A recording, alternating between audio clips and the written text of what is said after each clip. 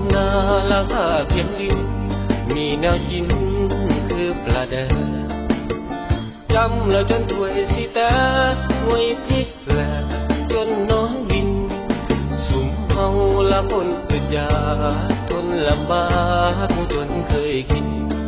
หำฮอนแต่นำนี้สินว่านอนดินกะบ่ปานว่านอนดินกะบ่ปาน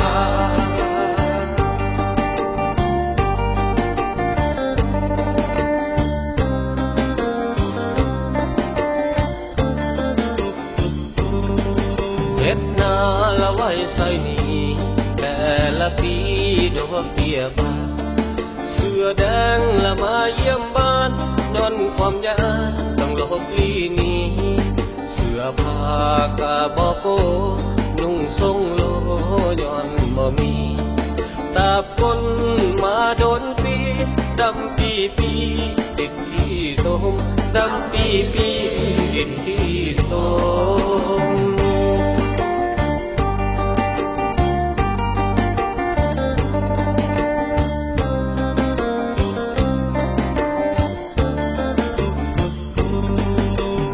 สารมันมองอยู่พื้นฝากกูบ่สวยสมหลังคายาผู้สมเหมือนเกือบล้มเมื่อยามลมมาลูกหลานเกือบทั้งหมดอนาคตบ่คือสาวนาบ่มีใบปริญญาสอบเพื่อหางาน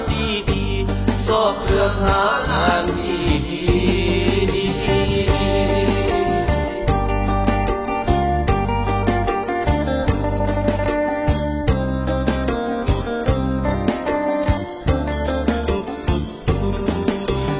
นาและคนสามัญ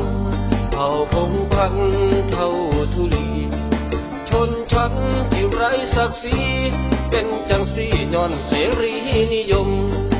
นายทุนมันกำหนดราคาทำการค้าอันสมขูดปรีดจนเอาล้มดมต้องลุกคนล้มสังคมศักดินาต้องลุกคนล้มเพื่อตัวแทนชาวนา